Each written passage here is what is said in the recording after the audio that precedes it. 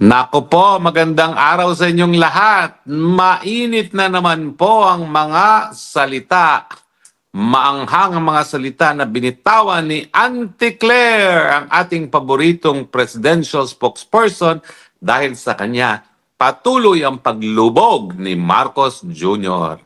At ngayon naman, binuhay muli ni Auntie Claire ang issue sa hair follicle test ni Marcos Jr. dahil nang nagsalita ang isang aktor at dating Vice Mayor ng Parañaque na si Anjo Iliana na bakit parang panay ang ngiwi ni Marcos Jr., baka kinakailangan na siya mag-hair follicle test. As usual, si Auntie Claire in her feisty declaration said, "Sino ka para pansinin ni Presidente? Sino ka para humingi ng hair follicle test?" Well, Auntie Claire, sagutin mo ito. Sino nga ba ang pwede humingi ng hair follicle test para mawala na ang perception ng marami na bangag ang presidente? Ang sinabi naman talaga ni Anjo Iliana, nakikita natin, panay daw ang ngiwi ni Marcos Jr. Kaya nga kami dito, di ba, meron kaming vangag, ngiwi, di ba? Dahil alam naman natin, yung mga ngiwi na ganyan ay talagang mga...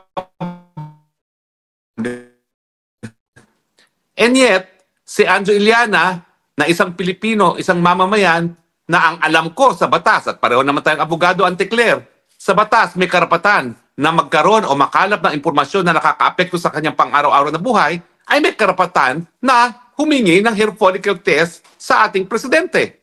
Pero ang sabi mo, sino ka? Bakit, Auntie Claire? Wala na bang karapatan ng mga mamamayan? Wala na ba talagang importansya sa Marcos administration ang kahilingan ng ordinaryong mamamayan? At kung walang karapatan si Anjo Iliana at ang ordinaryong mamamayan na malaman ang katotohanan sa estado ng pag-iisip at ng kalusugan ng presidente dahil ang pagiging bangag ay isang serious health problem, sinong pwedeng humingi niyan? Meron bang pwedeng humingi niyan o talagang sinasabi mo na lahat ng issue tungkol sa kalusugan ng presidente ay off the record? Sa tingin ko, mali ka dyan. Kasi nga, alam natin ang epekto ng cocaine use o yung tinatawag nating pulboronic. Unang-una, nagkakaroon ng hallucination. O di ba, bukod pa doon sa bangag ni Marcos Jr., panay na ang pakikipag-usap niya sa yumao niyang ama na diktador na si Marcos Sr. O di ba? O hindi lang yan. Abay, nagagalit ngayon ang presidente. Ang sabi ng presidente, pati ang bagyo hindi sumusunod sa schedule. Sos Mariosep, kasalanan ng bagyo, yung mga namamatay, yung 66 na namatay sa Cebu dahil sa napakatinding bagyo na nagdulot ng sangkatutak na baha sa Cebu. Ang may kasalanan niyan, yung bagyo, hindi daw na dumating as scheduled. O kapag naman, ngiwi, nakikipag-usap sa patay at sinisisi ang bagyo dahil hindi dumadating sa schedule, hindi ba yan ay mga palatandaan na wala sa tamang pag-iisip ang ating presidente? At hindi ba yung estado ng pag-iisip ng presidente at kanyang kalusuga kung siya ay drug addict ay nakakaapekto sa desisyon na gagawin niya bilang pinakamakapangyarihang opisyalis ng bayan? O, tignan mo tuloy. O, anong kasagutan dito sa flood control scam? Wala pa hanggang ngayong nakakasuhan. And yet, ang tagal-tagal na nakalipas na nasiwalat yan. At ang pinagtutulungan pa ngayon na mga kaalyado ng presidente ay yung whistleblower na si Master Sergeant Gutesa na sinungaling daw palibasa ang kanyang affidavit ay hindi daw naturyado ng abogado. And yet, ang testimonya niya ay sinumpa din niya dyan sa Senado. Diba? So, sino nga ang may karapatan para humingi ng hair follicle test nang tayo po ay magkalinawan na? Ang tagal-tagal na naming hinihingi yan. July pa nang napakita sa Los Angeles ni Maharlika yung pulboronic video na nakita ko na sa aking dalawang mata ang report na hindi siya AI. And yet, palagi yung sinasabi na walang katuturan yung paratang na si Marcos Jr. ay pulboronic. Lilinawin ko po ha, yung pulboronic video na yan na authenticated sa Amerika ay isa lang ebidensya na nagpapakita na posible ngang pulboronic ang presidente. Bukod pa yan doon sa mga statement ng mga confidential sources na Agent Morales na nagsasabi na gumagamit ka ng pulburon si Marcos Jr. At bukod pa yan sa mga ebidensya na ipinakita ng PIDEA kay Tatay Digong nung siya ay mayor sa Davao na gumagamit ka ng pulburon si Marcos Jr. nung panahon na hindi pa siya presidente sa syudad. Nandyan din yung sinabi, pinaka-importante sa lahat.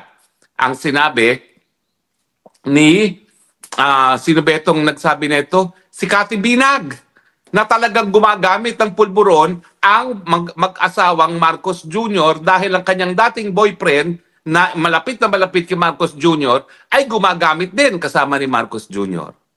Meron na tayong mga testimonial evidence, meron tayong physical evidence, and yet ayaw pa sinungalingan ng presidente. Again, the issue is, magkalinawan tayo. Kung sinasabi mo ang ordinaryong mamamayan ay walang karapatan na humingi ng katotohanan sa estado ng kalusugan at pag-iisip ng presidente, sino ang may ganyang karapatan? Sinasabi mo ba na walang kahit sinong po pwedeng humingi ng ganyang impormasyon? Dahil paulit-ulit ka na, sino kayo? Bakit siya magpapa-hair follicle test? Walang dahilan. And yet, gusto niyang pasinungalingan. Di ba nga, ang pinakamagaling na pamamaraan at ang scientificong pamamaraan para pasinungalingan niyang walang kamatayan na paratang na bangag ang presidente ay sa pamamagitan naman ng hair follicle test. Tama na yung mga patutsada mo, yung pagbabaliwala sa karapatan ng mga mamamayan. Ikaw, swelduhan ka rin ng bayan. Ikaw ay public servant. Dapat pinagsisilbahan mo ang mga mamamayan, hindi kinukutya kapag sila ay nagtatanong sa mga bagay-bagay na nakakaapekto sa kanilang pang-araw-araw na buhay. Di ba, abogado ka rin? Alam mo naman na bagong karapatan niyang right to information on matters affecting public interest, no?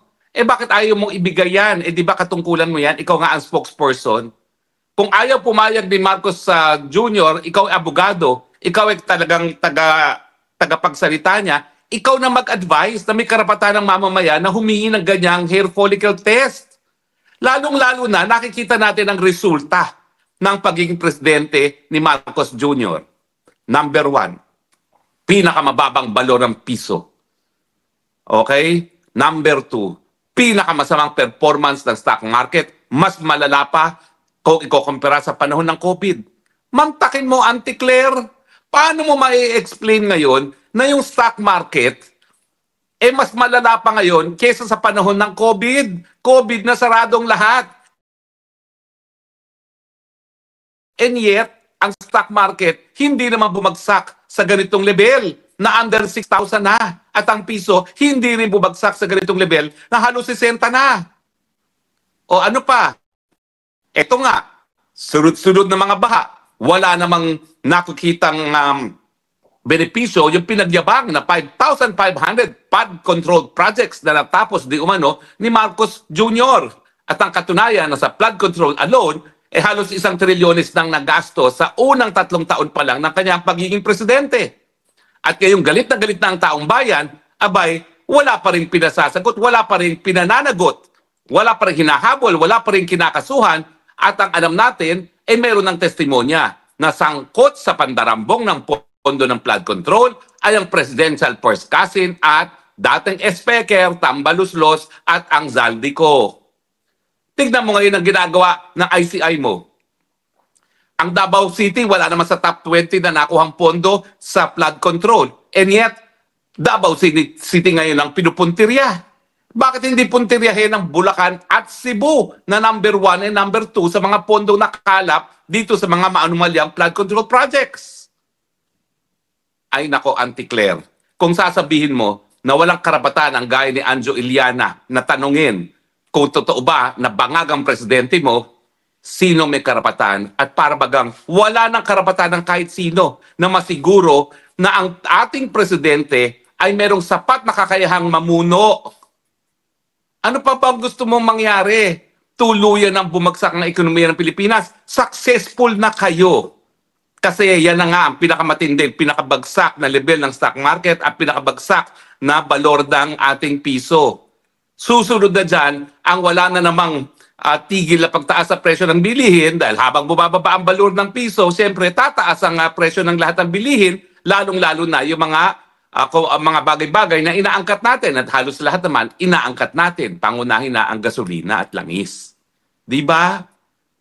So hindi ba panahon na magkalinawan tayo kung talagang kaya pa ni Presidente Marcos Jr. ang kanyang gawain? Dahil kung hindi, yan naman ang dahilan kung bakit pinili niya mismo si Inday Sara Duterte bilang maging Vice Presidente niya para kapag hindi na niya kayang mamuno, ibibigay niya kay Vice Presidente Sara Duterte. Alam ko na tahimik si VP Sara. Alam ko hindi niya sinasabing mag-resign ka Marcos Jr. Bakit? Kasi napakatindi ng delikadesa ng babae. Alam niyang siyang makikinabang kaya hindi niya hinihingi ang pagre-resign ni Marcos Jr. Pero ang katunayan niyan, hindi ibig sabihin na hindi hinihingi, walang dahilan para siya magpahinga na. Mamimiss ka namin, Auntie Claire, kung magpapahinga na si Marcos Jr. kasi inaaliw mo naman kami at ikaw talaga ang dahilan, pangunahing dahilan kung bakit lalong nabubuisit ang mga Pilipino sa iyong amo na si Marcos Jr. That we will miss. Pero lahat naman tayo Pilipino. Ano pa bang gusto niyo mangyari bago kayo bumitiw sa pwesto? O, kung talaga namang walang dahilan para matakot kayo sa resulta ng hair follicle test, bakit hindi pa gawin? Uulitin ko, pasabi ka ng sabi na wala kayong mga karapatan, wala kayong mga K para humingi ng hair follicle test galing kay Presidente. Sino may ganyang karapatan?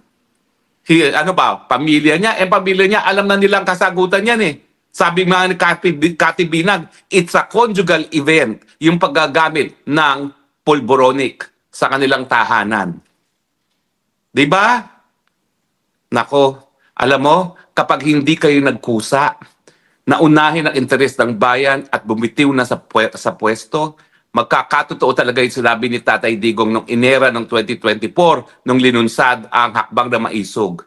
Susunod talaga ang Marcos Jr. sa hakbang ng kanyang ama na sinuka ng bayan at itong buwan ng Nobyembre, magkakaalaman na kung susuka talaga ng taong bayan muli ang Marcos Jr. At kayo namang mga miyembro ng Marcos Jr., pwede ba tumigil na kayo? Huwag na kayong umasa na ilan sa inyo ay masasalba. Talagang ang galit ng taong bayan sa buong angkan ng Marcos. Tanggapin nyo na yan. Manahimik na kayo. Sandamukal nang ninakaw nyo sa taong bayan. Hindi pa ba kayo makontento? Ay, nako, Auntie Claire. Hindi ko maintindihan talaga kasi dahil bilang isang abogado, alam naman natin nasa isang demokrasya, na gaya ng Pilipinas, taong bayan ng soberenya.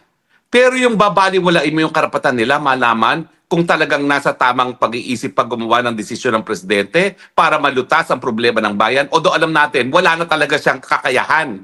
Dahil walang sinabi palagi kung hindi, anong gagawin natin? Mukhang nagkamali si Tatay Digong. Hindi lang weak president talaga itong si Marcos Jr. Kung hindi, clueless president. Mas tama nga itong si VP Sara nang sinabi niya na clueless talaga si Marcos Jr. kung paano maging presidente. Sana naman magkaroon ka ng tamang pagkaintindi kung ano ang papel ng gobyerno, kung anong obligasyon nila sa taong bayan. Kasi nung nanilbihan ako sa Malacanang, kay Tatay Digo, ang sabi niya, yung taong bayan ng boss. Kaya nga meron siyang Presidential Action Center. Pwede ka magreklamo. Tapos kapag merong whiff of corruption, sinisisante na kaagad. O ilan ang nasisante sa gabinete ni Tatay Digong dahil sa whiff of corruption na hindi pa napapatunayan. Dito, meron na ba nasisante? Wale! And yet, talamak talaga. 97% na ng ating mga mamamayan kumbinsido na talagang talamak na ang korupsyon. Tapos, ang yabang-yabang mong sasabihin, wala kayong karapatan, sino ka para humingi ng hair follicle test para sa presidente? Well, sino ka, Claire, para manilbihan sa gobyerno kung baliwala sa'yo ang mga tanong at hiling ng taong bayan sang-ayon sa kanilang karapatan. Ikaw ang sino ka? What business do you have to be in government kung hindi mo naman talaga masasagot yung mga impormasyon na merong karapatan ng taong bayan na malaman, lalong-lalo na ang issue kung kaya pa bang mamuno ng iyong presidente. Tama na po ang galit natin kay Auntie Claire. Talagang maha-high blood pressure tayo dyan sa taong yan. Pero kayo naman, hanggang kailan kayo magtitiis? Heto na po, nagsasalita na ang lahat ng simbahan, ang Iglesia ni Cristo, ang JIL, ang KOJC at pati ang simbahang Katolika. Tama na, sobra na ang korupsyon. At hindi nyo po mahihiwalay ang issue ng korupsyon doon sa pananatili sa pwesto ni Marcos Jr. dahil siya po ang dahilan kung bakit nabuhay muli ang kultura ng lantarang korupsyon. Dahil ang pangalan nila, nako po, synonymous, kapareho na po yan kapag sinabi korupsyon sa gobyerno. Ang iniisip, yung pinakakorap na pamilya sa buong mundo sa Guinness Book of World Records. Hanggang kailan tayo magtiis? Ayan, 66 na naman ang namatay. As of now, ha? Dadami pa po yan, ang bilang na yan na namatay sa Cebu. Mga taong namatay na hindi dapat naman namatay dahil 26 billion ang ginugol, ang nawalakot ng mga opisyalis ng gobyerno para sa flood control projects. Napakapasensyoso, napakatindi naman ang pasensya natin, mga kababayan, kung hindi pa tayo magagalit at hindi pa natin sisisantihin itong administrasyon nito. Yung mga simbahan na nanawagan na ng protesta kasi po ang issue na morality. Anong tama, anong mali. At mali na po nangyayari na talagang lantaran ng korupsyon, pati yung mga pondo na nakalaan para masalba mga buhay ng ating mga mamamayan. At sino bang dapat masalba? Hindi ba yung mga mahihirap na nakatira sa mga lugar na malapit sa karagatan? Yun pa ang mga pondo na nilapa at pinagkakwartahan ng malaki sa punto na napakadami ng sinasabi ngayon ng DPWH na mga ghost projects na flood control projects. And yet, nandyan yung pagmamalaki ni Marcos Jr. na 5,500 daw na flood control projects ang natapos sa kanyang administrasyon. Hindi na po tayo dapat magpasensya. Panahon na po para magalit. Pwede naman tayong magalit at gumamit ng mga mapapayapang mga pamamaraan para masisanti na ang gobyerno na walang silbi sa taong bayan. Di ba sabi nga nila, ang gobyerno para for the people, by the people. Pero ito po, hindi na ito for the people. For the corrupt ang nangyayari po itong gobyerno ni Marcos Jr. Kaya itigil nyo niya yung pasensya nyo, maggalit na kayo, sumapi na kayo sa mga pagtitipon, ipaalam na tama na sobra na, hindi na natin tatanggapin ang ganitong patakaran sa gobyerno. At ayaw na natin kay Auntie Claire na nagsasabi, walang pakialam ang ordinaryong mamamayan kung na malaman ang tunay na estado ng pag-iisip at ng kalusugan ng presidente na hindi nakapagbibigay ng solusyon sa ating mga problema. Agree ba kayo or disagree? Naku, ako po'y panandali ang titigil na. High blood pressure na naman ako. Pero talagang nakakagalit po. Malaman mo, 66 na naman ang namatay. Nakikita mo yung mga larawan ng pagdurusa ng taong bayan dahil nga sa tubig baha. And yet, alam mo, 26 billion ang linustay sa Cebu alone. 1 trillion sa 3 taon ng presidente ng administrasyon ni Marcos Jr. para sa flood control projects. And yet, lumulutang tayo sa baha. Alam nyo, itong aberya, dulot ng bagyo, na nagdulot nga nitong pagbaha, ito na po yung pamamaraan ng ating Panginoon na gisingin na tayo. Itigil na ang pananahimik at panindigan ng karapatan na sisantihin ang mga walang silbing tao sa gobyerno, Marcos Jr. and Auntie Claire included. Maraming salamat po sa inyong patuloy na pagtangkilik, ha? Hanggang sa muli po, ito po si Spokes ng Bayan, Harry Roque, nagsasabi, mahal ko po ang Pilipinas, dahil ito lang po aking lupang sinilangan, yan lang pong aking lupang mamahalin. Pagpalain po tayo ng Panginoon. Goodbye.